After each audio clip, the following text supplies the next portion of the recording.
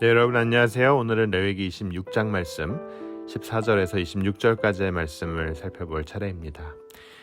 레위기 26장 말씀은 이스라엘이 하나님께 불순종한 것에 대한 결과입니다.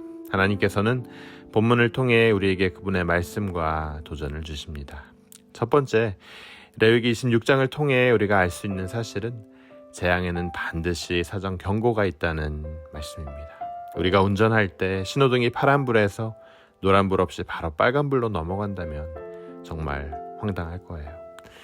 차에도 브레이크 등이 있듯이 재앙에도 사전 경고가 있다는 사실입니다.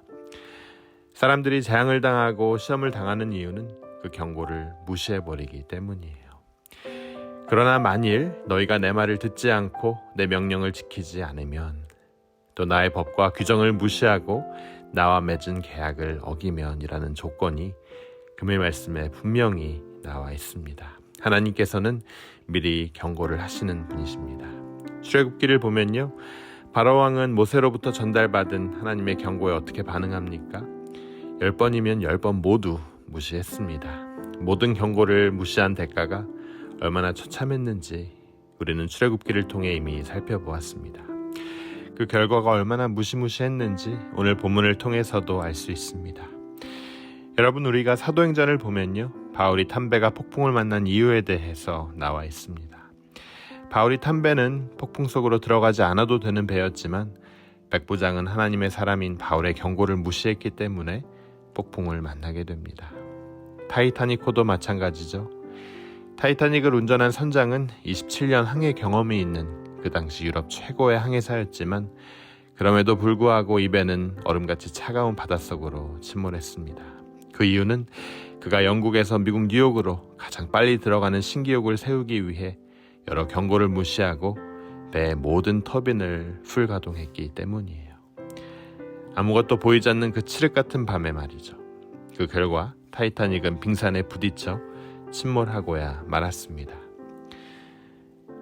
사랑하는 여러분 삶 안에 예배 가운데, 또 묵상 가운데, 일상의 순간순간 가운데 문득문득 들려오는 하나님의 경고의 메시지가 있습니까? 하나님이 주시는 어떤 사인이 있습니까? 또 우리의 강팍함으로 인해 말씀에 순종하지 않는 부분이 있습니까? 이스라엘 백성들 또한 그 안에 있는 마음의 강팍함으로 인해 하나님의 경고를 무시했고 오늘 본문과 같이 엄청난 심판을 스스로 초래하고 있습니다. 우리 안에 바로와 같은 하나님의 경고에도 누그러지지 않는 강팍함이 있다면 하나님이 주시는 경고의 메시지를 향해 여러분의 마음을 활짝 여시길 바랍니다. 기차가 탈선하면 대형 사고가 나듯이 우리의 삶이 하나님의 비추어 볼 때, 말씀에 비추어 볼 때 빗나간 부분이 있다면 우리는 다시 돌아와야 하는 거예요. 하나님이 주시는 경고의 음성을 우리가 강팍한 마음으로 인해 받아들이지 못한다면 여러분들의 마음 더욱 활짝 열고 그 메시지를 받아들이시길 주님의 이름으로 축원합니다. 첫 번째, 재앙에는 반드시 사전 경고가 있다라는 사실입니다. 두 번째, 오늘 본문 말씀을 통해 우리가 알 수 있는 사실은 또 무엇입니까? 우리가 예배 가운데, 묵상 가운데, 찬양 가운데 하나님이 주시는 경고의 메시지라고 생각될 때 회개해야 하는 거예요. 여러분, 하나님의 경고의 메시지를 보내시는 목적은 우리를 두려움에 떨게 하기 위함이 아니라 우리 모두가 회개하고 돌아오게 하기 위함입니다. 그래서 하나님은 그분의 계획을 항상 그의 종들에게 미리 알게 하셨고 세상에 선포토록 하셨습니다. 하나님께서는 그분의 계획을 그의 종들에게 사전에 밝히시는 분이세요. 하나님은 소돔과 고모라의 심판을 사전에 아브라함에게 알리셨고 백성들로 하여금 회개하고 탈출할 기회를 주셨습니다. 하나님께서 주신 사전 경고의 또 다른 대표적 예가 바로 창세기에 나오는 대홍수일 겁니다. 하나님의 사람이었던 노아는 대홍수가 있기 전 이미 그 사실을 전달받고 하나님의 명령에 따라 방주를 만들었습니다.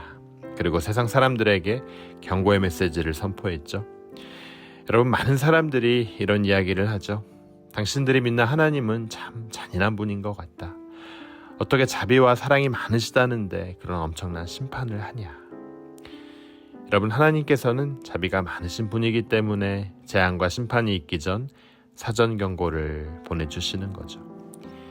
우리를 사랑하시기 때문에 우리를 긍휼히 여기시기 때문에 이러한 것들이 올 것이다 라고 미리 말씀해 주시는 거예요. 이런 맥락에서 인간이 당하는 많은 재앙들은 하나님의 경고를 무시하고 아무 대비를 하지 않았기 때문에 비롯된 것들입니다. 여러분, 우리가 성경 전체를 생각해 볼 때 성경 전체가 어떻게 보면 장차 있을 심판에 대한 경고 메시지입니다. 하나님은 죄가 가득한 세상에 내릴 그분의 심판에 대해서 그의 종들에게 미리 말씀하시고 경고의 메시지를 선포토록 하셨습니다. 특히 마지막 때에 최후 심판이 있을 거라는 경고를 이미 오래전부터 말씀하고 계십니다. 요한계시록 18장 4절에서 하나님께서는 이렇게 말씀하셨죠. 내 백성아, 거기에서 나와 그의 죄에 참여하지 말고 그의 받을 재앙들을 받지 마라.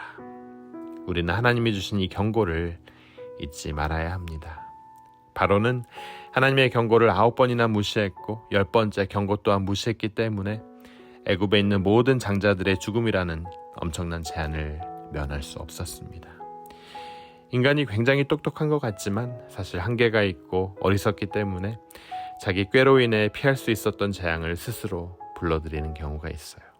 대부분 우리가 삶이 안락해지고 배부르고 편할 때 주님이 주시는 경고를 무시하고 살죠. 우리의 심령이 가난하고 주님의 보호가 절실히 필요할 때는 주님과 가까워서 기도 가운데 그분의 음성을 듣고 그분과 하나가 되어 살았는데 삶이 편해지니까 주님과의 관계도 멀어지는 겁니다. 그러다 보니 그런 가운데서 어려움이 생기면 우리는 우리의 힘으로 해결해 보려고 발버둥칩니다. 다른 사람의 도움으로, 지식으로, 연줄로, 경험으로 고집을 부립니다. 하지만 우리의 힘으로 해결하려고 하는 한 절대로 그 위기에서 벗어날 수 없습니다.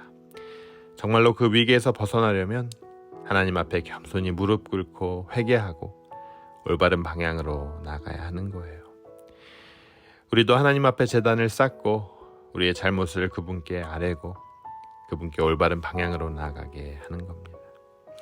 하나님의 경고는 우리로 하여금 회개하고 주님께 나아가게 하기 위함이에요. 여러분, 주님과 멀어진 부분이 여러분의 삶 가운데 있으신지요? 마음의 강팍함으로 인해 바라와 같이 대항하는 부분이 혹시 있는지요? 오늘 우리가 이 말씀을 받아들임으로 주님께 더 가까이 나아가는 여러분 되시길 주님의 이름으로 축원합니다. 주님께 우리의 강팍한 마음 모두 내려놓고 참여하는 심정으로 나아가시길 바랍니다. 그럴 때 하나님과 우리 사이 부서진 관계가 회복되고 우리는 다시 주님의 자녀로서의 한 발을 내딛게 될 것입니다. 우리 모두가 하나님이 주시는 그 사전 경고 메시지를 듣고 거기에 반응해서 회개하고 하나님과 온전하고 친밀한 관계 안으로 들어가는 여러분 되시길 주님의 이름으로 축원합니다. 우리 함께 기도하도록 하겠습니다. 하나님 아버지, 은혜에 감사합니다. 하나님, 여기 계신 모든 분들이 구별된 자들이 되길 원합니다. 성령의 능력을 부어 주시옵소서. 기도와 말씀을 통해 우리의 믿음이 성장될 때 주님을 체험케 하시고 세상과 구별되게 하여 주시옵소서. 하나님의 말씀이 성도님들의 마음으로 들어가서 삶이 변하고 학교에서 직장에서 이들이 정말 크리스찬이라는 고백이 터져나오게 하여 주시옵소서. 또 우리 마음 가운데 강팍한 불순종의 마음이 있다면 우리로 하여금 회개케 하여 주시고 깨어주시고 그러므로 말미암아 우리가 방향을 틀고 하나님을 향해 나아가게 하여 주시옵소서. 우리의 마음 활짝 열고 주님 들려주시는 음성 듣고 나아가길 원합니다. 이 모든 말씀 예수 그리스도의 이름으로 기도드립니다. 아멘.